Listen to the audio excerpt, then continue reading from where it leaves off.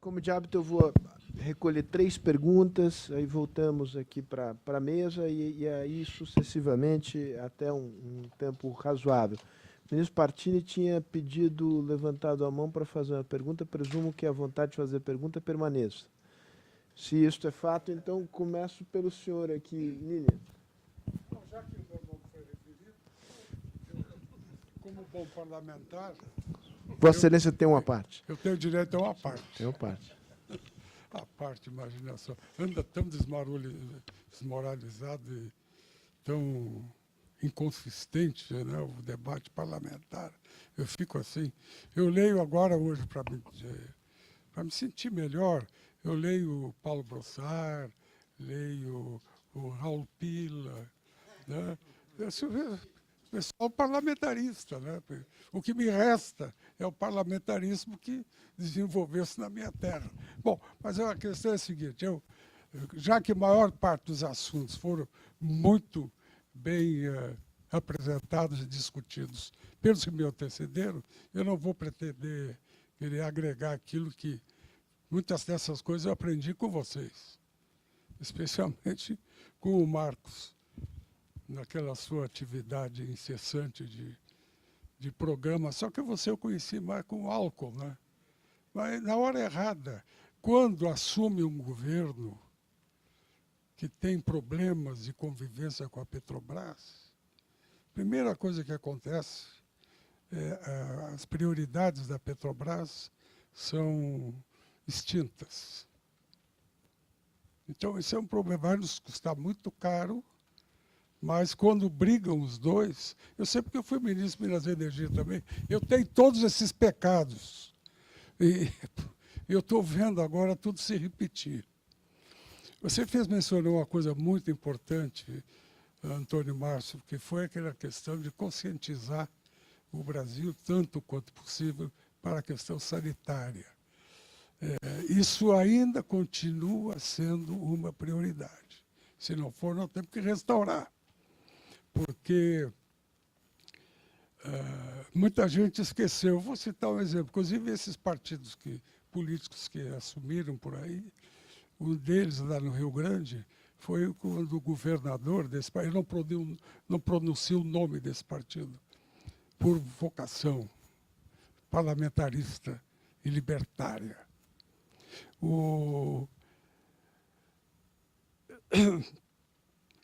Quando houve aquela manifestação, a correria, isso e aquilo, eu fui ao Rio Grande, expliquei para o governador do que se trata, ele tomou 2 garrafas de mim, eu tomei menos de meia, porque alguns desses caras costumam beber muito. Nós temos essa experiência lá. E não temos medo de falar, não. Eu, de vez em quando, mando umas garrafas para eles. Porque quando o vinho é ruim, o humor do cara é péssimo. Então, hein? Eu, sempre que eu abri a garrafa, eu abri uma boa garrafa. Agora, eles eram um desastre. Bom, mas nós não temos muito tempo para essas digressões. Lá, o que aconteceu? Eu comuniquei, avisei a OIE imediatamente e recebi um telefonema do governador local. Ele me disse, ministro, é inaceitável o que os senhores estão fazendo, comunicando a estrangeiros que nós corremos o risco de ter vaca louca. E, além disso, eu quero dizer o seguinte, os animais em áreas de... Como é que se chama aquele negócio que eles distribuem terra? Assentamentos. Quando é gente de assentamento, aquele gado ali não pega doença. Isso eu posso lhe assegurar. O partido já tomou a decisão. Quer dizer, eu me lembrei de uma viagem que eu fiz há muitos anos na Rússia, onde um chefe de um kolkhoz me falou as mesmas barbaridades quanto ao equipamento que eles usavam para plantar algodão naquele lago de Aral, aquele negócio lá do Uzbequistão. Eles liquidaram a água e não conseguem mais produzir até hoje. Então é aquela coisa dogmática. o gado do meu estado não pega doença. Isso é doença de rico. Os pobres não pegam essa doença. Mas é isso que os caras falam. Pelo menos naquela época lá. Eu nunca vou esquecer isso. Então, é importante. Tá bom, não, só para dizer o seguinte. É porque eu me animo, né? E aí fico falando. Esse negócio de gaúcho parlamentarista, né? O homem do bem de saia, aquela coisa toda. Mas precisamos restaurar a prioridade da sanidade, porque nós podemos ter surpresas lamentáveis e que são evitáveis. Claro, nós fizemos aquele esforço há 10 anos atrás e conseguimos segurar. Mas, de repente, pode haver um outro problema aí. Bom, como já foram referidos as outras questões, eu queria só falar 2 pontos. Primeiro, tudo que se falou aqui, logística, de desenvolvimento de mercados e tal, é fundamental. Mas tem 2 coisas que eu hoje resumo a prioridade. Uma se chama marketing. O Brasil ainda não aprendeu a vender. Em alguns casos em que ele conseguiu evitar com influência, é como lá no Canadá. Isso é do Canadá. Ah, desculpa, confundi as bolas. Então, eu ia falar, os canadenses produzem um vinho congelado, ice wine. Formidável. Aqui nós não aprendemos ainda a ter labels, a fazer propaganda. Há alguns esforços na área de... eu também acompanho isso muito de perto, que é do frango. No boi já é mais complicado. Mas a verdade é o seguinte, nós temos uma limitação enorme, se chama marketing. O Brasil ainda não aprendeu a fazer marketing. Eu me lembro quando eu levei aquela gente para a Inglaterra e depois para a Turquia para vender carne e peguei o sujeito lá da companhia que era a melhor de propaganda da Inglaterra. E ajudaram. Mas até hoje o Brasil não tem marcas de carnes.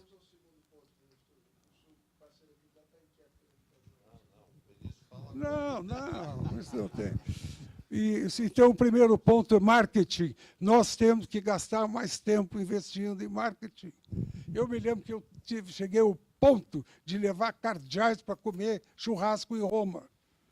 E depois o jornal, aquele chato, chama como é República, eu acho, jornal lá de Roma. Não sei o que os brasileiros... 3 cardeais e mais não sei o que, trazidos por um ministro brasileiro da agricultura, isso é impossível. O que ele vai querer? Vai querer subsídio para... Nós não precisamos de subsídios europeus, mas sempre isso reage de maneira... E o último ponto é o seguinte, foi mencionado várias vezes aqui, é a questão da logística. Eu sou do board também de uma empresa que se especializou nesse assunto ultimamente, e eu acho que nós conseguimos algumas coisas importantes na área da ferrovia, mas está muito longe. E se nós não construirmos uma infraestrutura eficiente, nós não vamos ser competitivos. Isso já foi referido, eu não quero referir, mas é fundamental isso. E, finalmente, eu agradeço a atenção e quero lhes dizer o seguinte, nós estamos precisando promover mais. Você lembra que nós fizemos umas coisas juntos? Vou continuar naquele espírito. Temos que fazer mais barulho. Tem que fazer mais barulho, não dar bola para esses teóricos do caráter... como é que chama aquele troço? Vaca louca, por exemplo, essas coisas. Ele já tem a tese, já está classificada e não vai surgir problema. Vaca louca em governo do PT não pega. Já é uma vacina. Mas eu falei, eu me enganei. Como é que eu faço isso de propósito? Bom, então terminei. Obrigado pela atenção que vocês tiveram. Agora, se nós não fizermos logística e pusermos propaganda, vamos usar a palavra assim, nós vamos nos dar mal. Eu já aviso que eu não terei a mesma liberalidade com quem não for ministro de Estado. Não, mas certamente. Nem deve, nem deve. Não.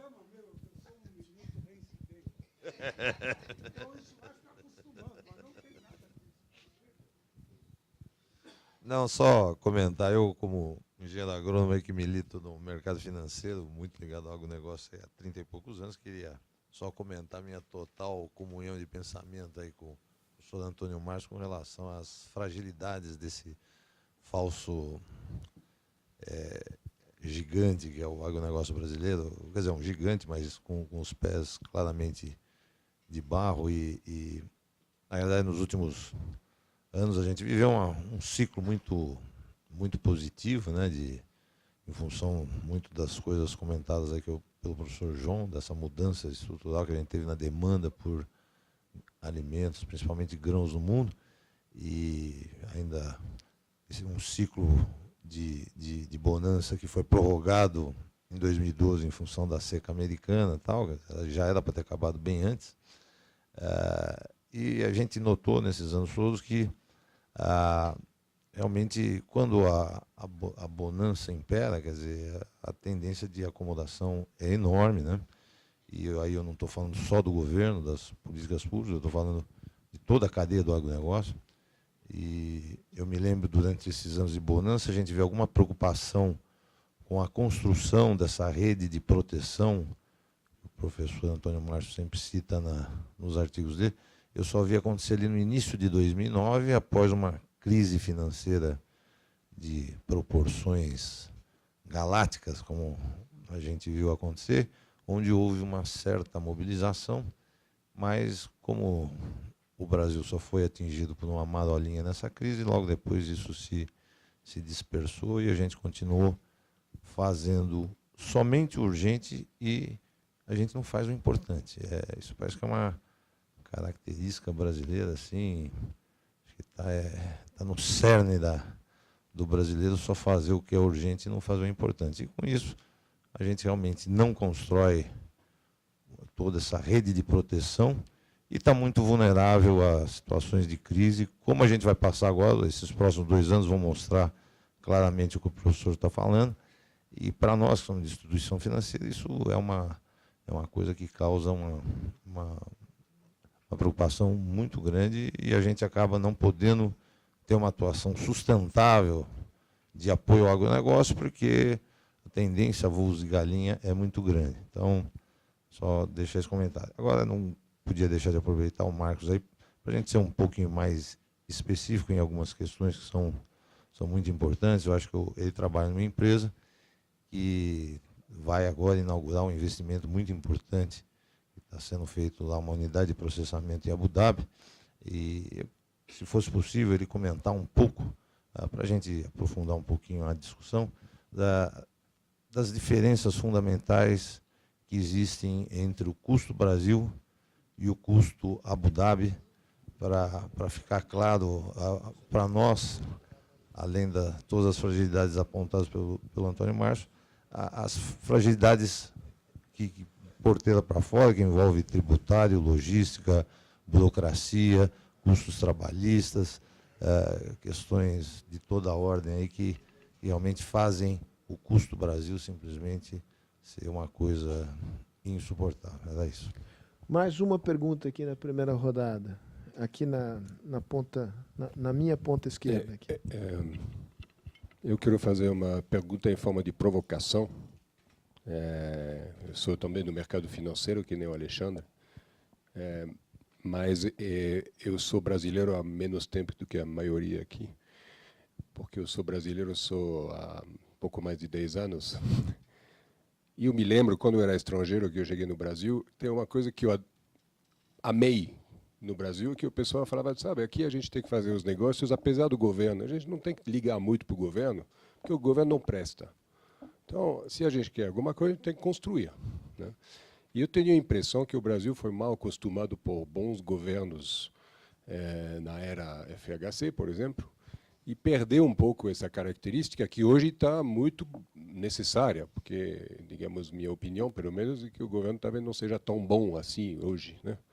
Então, na questão sanitária, por exemplo, eu vejo a parte de papel, tem um negócio internacional que chama Forest Stewardship Council.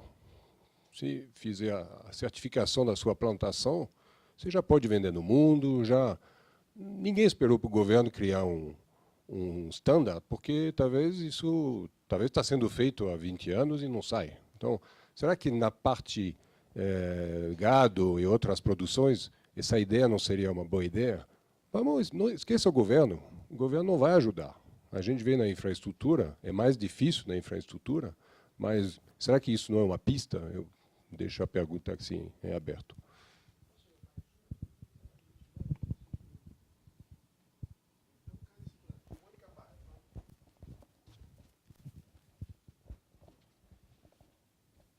Eu só queria levantar uma questão que me surgiu lendo, né? Eu já li o, o texto, né, do Tuca. Inteiro? Não, partes. Mas eu acho que uma coisa que não foi levantada aqui, e ela é fundamental se a gente está falando de segurança alimentar, agronegócio, etc., é a terra. Ninguém tocou aqui, e eu acho que a terra que era reserva de valor no passado, né? Eu acho que hoje ela virou uma coisa a mais, que inclusive não aparece, e eu acho que a gente teria que incluir na análise, né? Que é ativo de especulação, né? Não deixa de ser, né? Inclusive pelo boom do mercado. No momento que nós tivermos uma onda de volta, né? Ou altos e baixos, né? Terra digamos, desbastada e depois não cultivada é uma coisa diferente do que deixar um armazém parado. Então, acho que tem uma questão aí que vincula com sustentabilidade, especulação de terra hoje, que não é trivial, que eu acho que é uma questão nova no quadro que a gente está colocando. A segunda questão, eu acho que eu concordo totalmente com Tuca, a questão da inovação, né? E a relação da Embrapa com o setor privado, né? No balanceamento e na visão desse desenvolvimento, eu acho que nós estamos realmente a pé, né? E eu diria mais, esta falta de visão e esta falta de coordenação, do ponto de vista dos produtores, por mais empreendedores que eles sejam, né? Eles hoje recebem um pacote fechado. Tá certo? E ele não consegue mais avaliar se esta é realmente a melhor tecnologia do ponto de vista da sustentabilidade, da segurança alimentar. E aí tem grandes interesses envolvidos, porque como o desenvolvimento da tecnologia hoje se faz com dinheiro privado, ele tem que ter um retorno. Então, não necessariamente o que se vende de tecnologia, do ponto de vista da segurança alimentar e do ponto de vista da sustentabilidade, é a melhor solução. Então, eu acho que é um ponto central, né, dessa perda de espaço da Embrapa ou dos institutos de pesquisa, em que a gente teria uma visão, pelo menos supostamente, um pouco mais neutra, para balizar. Não estou dizendo que não tem que ter este trabalho conjunto, mas para balizar o que nós estamos falando em tecnologia daqui para frente, inovação daqui para frente.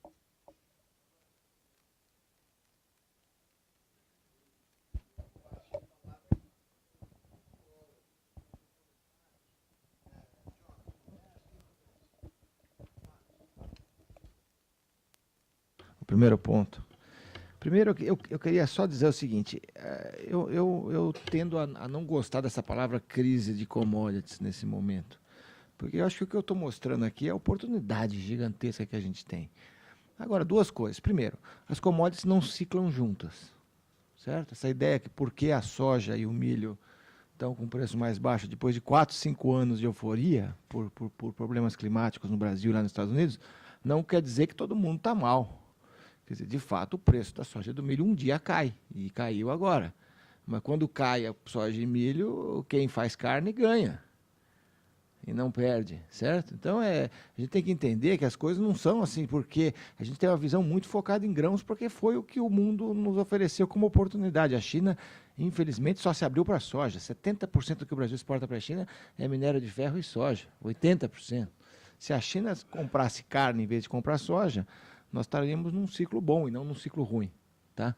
Então, eu acho que a gente tem que olhar isso com certo cuidado. Concordo com os pés de barro, acho que essa é uma coisa que eu que estou hoje numa indústria de alimentos que exporta para 120 países, a gente vive apavorado com o problema de sanidade, por exemplo. Né? A gente tem doenças eclodindo pelo mundo, gripe aviária, diarreia porcina, que graças a Deus não vieram ao Brasil, mas se vierem, eu acho que o ministro conhece como ninguém todos os problemas que a aftosa teve para a gente conseguir chegar à zona livre sem vacinação. Não podemos regredir de jeito nenhum, e é por isso que eu digo que a estrutura, o problema não é o jogo, o problema não é os jogadores. Eu acho que os jogadores brasileiros hoje são muito competentes, são as regras do jogo. Quer dizer, a gente tem que ter sanidade é a regra do jogo. Né? Entrando na questão de Abu Dhabi e da distribuição, eu acho o seguinte, o que é curioso em Abu Dhabi? Por que a gente fez uma planta lá? Porque lá é um mercado que não vai conseguir produzir suínos e aves com a mesma eficiência que a gente, em nenhuma hipótese, certo? Porque não vai ter grão, né? A gente tem condições de fazer um suíno muito mais barato do que eles. Porém, lá tem consumidores em processo de ascensão que exigem um ritual e um gosto diferente do nosso. Todos os nossos produtos são diferenciados no gosto e na forma como se abate, o chamado halal, etc. E a Sadia tem 40 anos que ela é líder naquela região, mas é líder de commodity, né? Frangos inteiros e frangos em partes, né? E o que nós vamos fazer agora? Nós vamos continuar vendendo carne brasileira, processada no Brasil, mas que vai ser reprocessada em Abu Dhabi para chegar a segmentos que a gente não chegaria a partir do Brasil. Então, nós vamos fazer lasanhas, pizzas, empanados, marinados e um monte de produtos que é basicamente carne brasileira, que chega, reprocessa e entra em canais que nós não entrávamos. Então, o que eu acho que a Abu Dhabi mostra para a gente é o desafio de adicionar valor na cadeia produtiva. Se hoje aqui no Brasil a gente chega a 150 mil pontos de venda, por que a gente não pode chegar na China, na Indonésia, no Oriente Médio e tantos outros lugares? Esse é o desafio que a empresa está se colocando, é um desafio de chegar ao consumidor. Né? Até porque a gente já é grande demais no Brasil, então temos que, de repente, estar crescendo fora. É um pouco diferente da estratégia da JBS, que foi mais a commodity mesmo, e aí produzir commodities em vários países. A BRF está indo para as cadeias de valor mesmo, né? E é uma estratégia fantástica. Agora, tem que ser também uma estratégia nacional, porque se amanhã ou depois tiver um outro país mais competitivo que o Brasil, né, a empresa vai se internacionalizar, mas talvez o Brasil não acompanhe isso. Então, vamos dizer, todo esse esforço de sanidade, de cadeia integrada, de custo trabalhista, de custo ambiental, tudo isso tem que continuar. A pesquisa tem que continuar, né? Porque o Brasil hoje é o produtor de custo baixo, já não é mais tão baixo, mas ainda é dos mais eficientes, mas o nosso futuro não está necessariamente garantido. Então, eu diria o seguinte, Abu Dhabi é um exemplo paradigmático de uma fábrica no deserto, que utiliza a mão de obra de vários países, porque lá a mão de obra é muito mais livre do que aqui, e que produz um produto mais barato hoje e com tecnologia mais moderna do que a gente tem aqui no Brasil. Agora, ela não produz frangos mais baratos do que aqui. Certo? Ela produz o produto final mais barato. O frango continuará sendo frango feito no Brasil, que é uma base de exportação de carnes. Em relação à questão, uma coisa que eu discordo naquela última questão, eu acho que a terra é um elemento fundamental, mas o que esses gráficos que eu coloquei aqui mostram é que não tem mais sentido a gente falar em terra com caráter especulativo. Eu acho que talvez há 30, 40, 50 anos atrás, naquele momento que o negócio era ocupar o Brasil, talvez tivesse havido um ciclo especulativo. Hoje, para mim, a terra é uma classe de investimento. Ela não é mais reserva de valor, ela é uma classe de investimento e com várias alternativas. Certo? Nós tínhamos, nos anos 60, 70, o Centro-Oeste sem condição de produzir, porque não tinha tecnologia. Nós precisamos adaptar as variedades de soja do Rio Grande do Sul ao Centro-Oeste, precisamos trazer capins africanos, trazer gado indiano, e começamos aquilo com soja e boi, e arroz, um pouquinho de arroz. Hoje, você vai para o Centro-Oeste, você tem soja, milho, algodão, café, cana-de-açúcar, bovino de corte, bovino de leite, suínos, aves, quer dizer, é uma infinidade, florestas plantadas. Então, hoje existe uma disputa pela terra. A terra hoje está muito menos concentrada em termos de produção do que ela estava antes. Antigamente você fazia 2 coisas com a terra, hoje você faz 10 coisas. Quem está apressando o processo de modernização da pecuária de corte é justamente a agricultura, entrando nas áreas que eram pasto e que hoje você intercala pasto mais agricultura. Então, eu vejo isso como uma revolução de classe de investimento que está levando a esse ganho de produtividade que a gente viu, e não como um processo especulativo. Quem especula está perdendo dinheiro, porque essa terra tem um valor, ela é limitada, e esse valor é dado pelo seu uso alternativo, pelo seu custo de oportunidade, que hoje é muito alto. Depois a gente termina, você faz a propaganda do seu livro, eu faço a propaganda dos meus patrocinadores. Mas só uma notinha de rodapé, mas porque achei forte a tua afirmação de que a mão de obra em Abu Dhabi é mais livre do que aqui. Eu acho que entendo que custos, tudo bem, mas, digamos, até onde eu sei, eu conheço um pouco o assunto, digamos, não é propriamente um regime em que o trabalhador tenha liberdade de entrar e sair do país segundo deliberações próprias. É um acordo em que a corporação faz com o governo, assume responsabilidades pelo... Quando eu falo da mão de obra livre, o sistema que existe lá e que existe em vários outros países hoje, o que é? É a globalização das pessoas. Quer dizer, Abu Dhabi, por exemplo, Emirados tem 8 milhões de pessoas que vivem lá, 7 milhões e 200 são expatriados, certo? Não é só na indústria de carnes, em todas as indústrias lá trabalham com expatriados que vêm de 30, 40 países e que vão receber, e que podem ir e vir como quiserem, certo? Mas que vão receber lá um salário bem superior ao que eles encontrariam nos seus países de origem. E é isso que os atrai para vir lá para os Emirados. Então, você vai ter toda a parte de alojamento, lá de seguro-saúde, etc. Mas, principalmente, o que existe hoje é um fluxo de mão de obra com essas características. Você vai encontrar esse mesmo fluxo em outros países, né? Você vai encontrar em vários países asiáticos, né? A própria China e outros lugares. Quer dizer, é um processo que está acontecendo com a urbanização, com o aumento da renda per capita, o fluxo de pessoas é muito mais intenso, e é isso que faz uma diferença. Como lá os impostos são mais baixos, porque o que se taxa lá é o petróleo, né? Obviamente o custo da mão de obra acaba sendo mais barato do que aqui, né? Legal. Sim, tem tanta coisa para comentar, mas eu vou tentar construir uma coisa em torno da questão da terra, né, que eu acho que é fundamental, que foi discutido, e a questão da pecuária ligado a isso. Eu diferencio um pouco em relação a Tuca aqui, em relação à pecuária. Eu acho que também a pecuária se transformou neste período em termos da coordenação da cadeia, e você tem avanços muito grandes em relação a isso.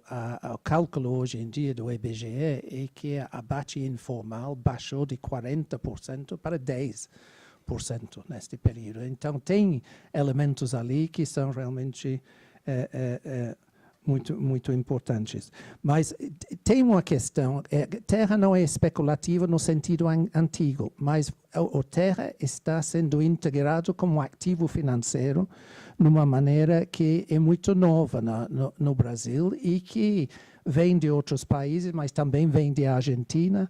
E você tem um modelo interessante que está desenvolvendo na nova região da fronteira do Mapito, que é um pouco diferente dos cerrados de Sorriso e tudo isso, que era a evolução do gaúcho e a migração e a sua transformação em escala. O que você está vendo hoje em dia são empresas agrícolas mesmos, né, cotado na bolsa, que estão investindo, e eles estão desenvolvendo duas operações, você tem uma parte que é a propriedade como ativo e a operação como ativo.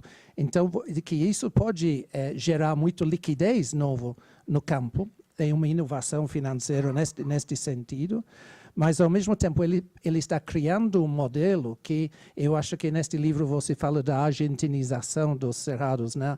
Eu estava pensando isso em forma um pouco diferente, que é o tipo Los Globo, né? Que é onde o agricultor está se tornando um rentier, né? E as empresas organizam todos os serviços, né? E operam numa escala muito maior, mas ainda não temos, não sabemos as implicações disso frente a crises, frente a dificuldades, onde é claro que o agricultor, tipo gaúcho, subindo para lá, passa por crises e aguenta o tranco e tudo isso. Então, eu acho que tem uma mudança importante ali na forma do modelo agrícola, que a gente não estamos internalizando o impacto disso, que pode afetar também especulativamente a terra, no sentido que ele parte de um pacote dos fundos de investimento que pode ter efeitos que não se relacionam diretamente ao que está acontecendo na agricultura, mas que é o que está acontecendo relativamente no mercado dos investimentos. Eu acho que esta é uma mudança. A segunda coisa é a questão de privado e público. Eu acho que tem tido um avanço extraordinário da governança privada através das certificações. Mas o que a gente está vendo hoje em dia em torno das questões de investimentos e as questões de clima são sistêmicas, né? A questão da Amazonas é absolutamente central para o futuro de todos os agronegócios no Brasil. E, então, a questão da intervenção do governo, a regulação do governo é ainda absolutamente central. Você vai ver que 50%, mais de 50% da indústria de madeira comercializado no ano passado era ilegal. Se você pega a porcentagem da UFSC, provavelmente não passa de 5% do mercado global. Então, onde atua, ele é uma sinalização do que poderia ser, mas a escala em que a gente está operando não prescinde da intervenção do Estado, sobretudo nesta questão do meio ambiente. Eu acho que a coisa não é terra, é água. O CEO do Nestlé disse, não é uma corrida para a terra, é uma corrida para a água. A terra é relativamente banal, a água é o que potencializa isso tudo. E portanto, Amazonas é absolutamente central para o conjunto do agribusiness. Então, eu acho que, ao invés de ficar irritado com pressões de ambiente, das legislações que parece que dificulta desmatamento, tem que internalizar, como o Única internalizou os sinais do mercado em relação a biocombustíveis e realmente fez uma transformação. Temos que internalizar a questão do clima. E não estamos simplesmente em um futuro mitigando problemas, temos um problema de adaptação já ao clima. Então, a água vem, em grande parte do Brasil, do Amazonas. Então, a água dos hidrelétricos, 60% tem suas fontes nos rios que estão ali, né? Então, eu acho que seria uma coisa muito interessante para a agribusiness ser muito proativo proposital em torno da questão do meio ambiente para o seu próprio futuro. Porque a gente está vendo esta questão da seca, não é uma coisa passageira. Eu acho que isso que talvez seja a maior ameaça. E só uma provocação a Marcos. Obviamente, a crise não está afetando ele. É muito bom, porque baixa os preços dos insumos. Então, é fantástico para a indústria processada. Mas aí tem um certo conflito entre matéria-prima e processamento que afeta a coordenação das cadeias também. E na indústria de carne bovina, por exemplo, a internacionalização da carne bovina era de escapar à dependência de uma fonte só vulnerável em termos sanitários. Né? Então, se você quer se segurar contra a aftosa, você investe na Argentina, em Uruguai, em Paraguai, e Brasil se investe no norte, se investe no sul, aí se investe nos Estados Unidos. Então, tem um certo, não só esta tensão, mas um certo descolamento possível entre os grandes atores, JBS e BRF, que começam a agir em relação a uma oferta global de matéria-prima. Estou pensando vocês daqui a 10 anos em Abu Dhabi, se vocês não estão importando dos Estados Unidos, né? E por que não? E vice-versa. Tem todo Então, acho que temos que cuidar sobre esta questão da base, né? Trabalhar para manter uma integração entre os distintos elos, e não é óbvio que tem interesses totalmente convergentes e sem problemas. Bom, realmente não dá para tocar em tantos pontos. Eu queria pegar um ou dois só dos que foram comentados. Acho que a questão do privado versus público, e como o John falou, tem sido feito muito pelo setor privado. Acho que a experiência de vocês na Única é talvez a mais interessante, né? E como o Marcos foi um dos protagonistas, é bom a gente reconhecer isso. Agora, tem limites. Na questão da defesa sanitária, por exemplo, sem o Estado, você não adianta. Quer dizer, quando você está pensando, talvez, em países onde o básico funciona, aí eu posso falar, bom, eu certifico uma propriedade, está certificada. Mas quando você está numa propriedade que está no meio de uma situação bastante caótica, né, e não vai funcionar. Quer dizer, não adianta a minha propriedade estar perfeita de todo o controle da fitose e os meus vizinhos não estarem. Não adianta eu estar com controle e o país não ter mecanismos de proteção, inclusive para pragas, para enfermidades, para doenças. Isso é coisa de política pública, que exige investimento, etc, etc, etc. Exige um aparato que nós não temos e que aí o privado até faz, mas vai em muitas áreas vai fazer pouco. Me ocorre o seguinte, aqui no Brasil, nós, em geral, quando é possível essa solução, o privado faz. Quer dizer, a gente começa a ter problema de violência 20 anos atrás, então vamos fazer condomínios. Então, vamos morar em condomínios. Aí condomínios protege da violência e não fizemos muita coisa, a sociedade não fez muita coisa para, digamos, demandar segurança. Porque era mais fácil, os setores que podiam fazer essa demanda, era mais fácil ir para os condomínios. E hoje a gente vê o que não resolve, né? Porque a pessoa não vive no condomínio, tem que sair do condomínio e a violência está ali na porta. Então, quer dizer, mostra os limites da solução privada para muitas dessas coisas.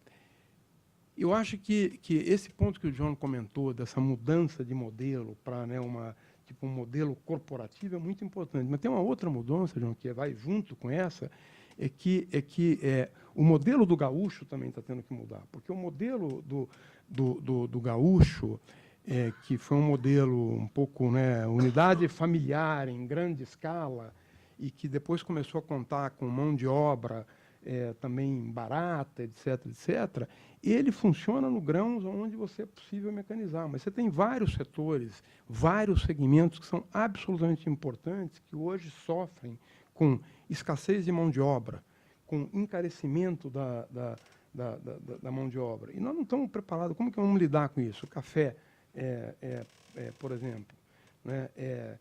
Então, isso aí vale que, quando a gente pensa na agricultura, a gente pensa na agricultura de grãos e nas soluções que estão sendo dadas para grãos. Mesmo na pecuária, você tem um problema de como que você vai transitar de uma fazenda que estava na mão de um capataz e de peão que ganhava salário mínimo e um pouquinho mais, né, para uma fazenda que é administrada por quem?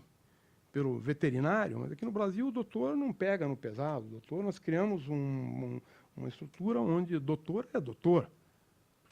Né? E aí, cadê aquela mão de obra intermediária para ocupar, para trabalhar, etc, etc. Então, você tem um encarecimento de custos de produção que vão se elevando e problemas sérios que vão surgindo. Eu tive, por exemplo, esse ano no Espírito Santo, conversando com muitos cafeicultores, eles enfrentam um problema absolutamente sério de mão de obra para fazer a colheita em situações onde não se pode mecanizar a colheita. Você tem produtores de flores aqui no estado de São Paulo, que é fora o problema hoje de água, tem problemas de mão de obra, encarecimento de custo de produção por falta de mão de obra, já não tem mão de obra. Então, você tem mudanças aí importantes que tem no setor que precisam ser vistas, né, com bastante atenção.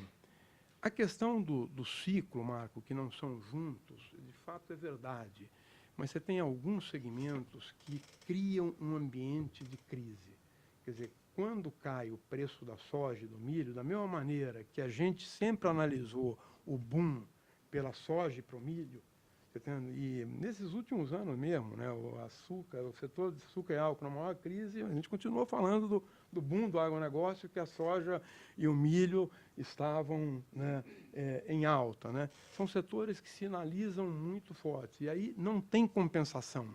Quer dizer, não adianta você pensar não tem compensação. Quer dizer, soja e milho e algodão no Centro-Oeste entrou em crise, se entrar em crise, é crise mesmo. A carne pode estar explodindo, que não vai resolver. Da mesma maneira que, em alguns momentos, a açúcar e álcool teve lá em cima e não... Né, e 2005, 2004, 2005 era um desses, açúcar e álcool estava ótimo e a gente vivia um clima como se fosse de crise. Então, não tem. Eu acho que o setor ele ficou grande e as vulnerabilidades dele hoje atingem muito mais a sociedade. Atingem muito mais a sociedade. Isso é uma coisa importante. Eu até tentei levantar essa tese, mas não consegui. Mostrar o seguinte, em determinadas áreas, o setor é tão importante que eu pensei um pouco no que era o café nos velhos tempos. Quer dizer, ele é capaz, sim, de colocar economias inteiras em crise, porque não é mais só a produção agrícola.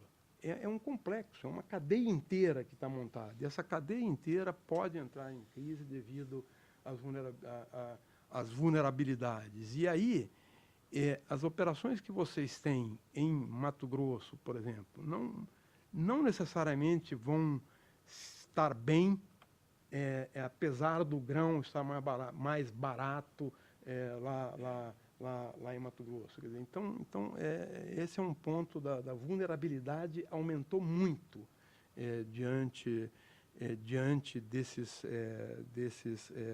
problemas. Então, eu queria chamar a atenção para esse ponto, dessa transição que nós estamos fazendo e aí eu falo da agricultura, de uma agricultura de terra abundante, mão de obra barata, para terra cara e valorizada e com alternativas, e mão de obra escassa e mais cara.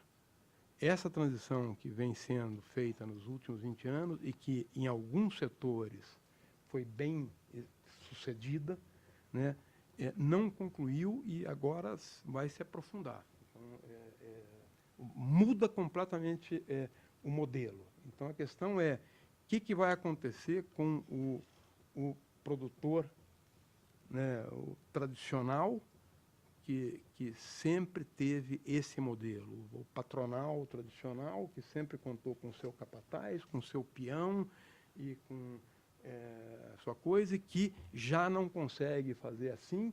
Os filhos não necessariamente estão dispostos a ir para as fazendas para tocar. Quer dizer, é uma transição que pode gerar problemas. Eu não sei se o modelo argentino resolve resposta para todos eles. Por último, eu queria fazer o comercial do nosso livro, um livro que foi editado por mim, pelo Eliseu Alves, Zander Navarro e Zé Maria da Silveira, um colega meu da Unicamp, e então 1 minuto. Qual foi a motivação do livro? A motivação do livro foi que a gente via todas essas formações que os colegas hoje aqui falaram, que são fantásticas, e a gente lia o material que estava sendo produzido, né, e a gente, claro que tinham muitas exceções, John, uma delas, Marco, mas a gente achava que a ideia, o pensamento sobre o agro brasileiro, ele não estava ajustado a essas transformações, que em geral continuavam pensando a agricultura brasileira. Esse é um trabalho que fala mais sobre agricultura do que sobre o agronegócio propriamente dito, né? Que o pensamento sobre a agricultura brasileira estava desatualizado. Ele refletia um pouco o pensamento dos anos 50, dos anos 60 e até dos anos 70. E muita coisa ainda estava na época do food security. Ainda tinha muita gente tratando, né, a questão da produção familiar como uma necessidade de segurança alimentar, quando a gente não tinha essa clareza que você tem aí, fez falta seu artigo, né, mas a gente intuía que já não era mais uma questão de segurança alimentar, que essa já tinha superado. Então, a gente fez um desafio aos colegas de repensar a agricultura brasileira a partir dessas transformações. Muitos colegas aderiram, porque a gente não tinha financiamento, e saiu aqui o trabalho. Posso dizer que é um trabalho de peso, tem 2 quilos 360 gramas, portanto, ele oferece, inclusive, um risco que os autores não são responsáveis de danos físicos. Se cai no dedo de alguém, cai no pé de alguém... Lê deitado, nem pensar. Então, nem pensar. Você entende? E a Embrapa... Não, mas a Unicamp figura. Na Unicamp nós conseguimos colocar a coisa, mas não adianta. Todas as referências que são feitas é o livro da Embrapa. Então, temos acompanhado aqui o doutor Eliseu, que é uma pessoa que merece todo o crédito possível. A gente fica muito contente de, nesse caso, nós da Unicamp pegamos uma carona com os colegas da Embrapa. Muito bem, eu vou ter que encerrar. Eu sei que o George queria fazer uma pergunta, eu te peço desculpa, mas dado o adiantado da hora, eu vou ter que fechar. Fazendo uma que você fez aqui, a sua propaganda, eu faço a minha aqui, dos nossos patrocinadores, sem os quais a gente não consegue realizar o conjunto aqui de mais ou menos 30 encontros anuais entre seminários e mesas redondas. E queria aqui fazer, mais do que um compromisso, um convite que já conversávamos há pouco, eu e Jovelino, diretor aqui da Fundação, de dar seguimento a esse tipo de discussão sobre as novas dinâmicas, desafios, oportunidades, ameaças, enfim, do agronegócio brasileiro. Pelo tamanho do livro, eu tenho certeza que não faltará assunto. Então, esse é um compromisso que a gente já assume aqui para o ano de 2015, de repetir este e outros encontros para discutir, voltar a estes temas. Você me permite um último comercial? Permito. A Sociedade Rural Brasileira está organizando no dia 18. Nesse prédio não? Nesse prédio? Eu não sabia que era aqui. Então, está organizando um encontro dia 18 sobre o mesmo tema, e vamos ter a presença do ministro Delfim Neto, do Alexandre Mendonça de Barros, minha, o Marcos Ian, que está no programa. Eu até quando recebi que você vai estar inaugurando a fábrica, eu falei, não espalhem que o Marcos não vai estar, vamos continuar falando que o Marcos vai estar, porque ele atrai bastante público. Então, mas aqui para vocês, eu não podia mentir na cara dele que ele vai estar, mas então o Marcos não vai estar, está no programa, e de mais alguns colegas. Queria comentar que não é só a cadeia da carne bovina está precisando de melhor coordenação. Eu comentava com a rapaziada da Sociedade Rural Brasileira, que acho que é um exemplo inclusive de renovação em entidades representativas, que é inacreditável o que nós conseguimos fazer, né? Porque a nossa diferença física é de alguns andares, nós conseguimos marcar 2 encontros com uma diferença de mais ou menos uma semana, né, sobre o mesmo assunto, com grande parte dos mesmos palestrantes, e só soubemos disso há uma semana, quando eu fui convidá-los e pedi que vocês nos ajudassem a divulgar, e eles disseram, a gente comparece, mas divulgar também já é demais, que a gente mata o nosso evento. Então a gente fica combinado também de nos coordenarmos melhor. Eu faço aqui o o meia-culpa, porque aos 50 e tantos anos de idade eu já devia ter aprendido isso. Vocês têm Sérgio, a escusa da juventude. Só fazer um comentário, que eu acho que essa obra, né, que foi feita, foi um momento muito importante que a gente percebe que existe uma renovação do pensamento, né? E uma adaptação aos novos tempos, né? Eu fiquei bastante incomodado, eu fiquei 20 anos lá na universidade e de repente, quando eu saí, fui ver o mundo das entidades de classe, das empresas e tal, eu sentia que havia muita coisa que o mundo acadêmico não estava conseguindo perceber, né? E eu acho que essa obra vai muito nessa direção. Eu fico muito feliz que vocês façam eventos, porque ainda existe muito preconceito, muita falta de debate. Quer dizer, qualquer um desses temas, indústria de alimentos, meio ambiente, questão de assentamentos e tal, a gente aqui assume que é assim. E, na verdade, a gente tem que debater muito mais, né? E eu acho que é muito bem-vinda essa sua ideia de fazer mais eventos sobre isso. É isso aí, companheiro. Com essa, terminamos. Obrigado.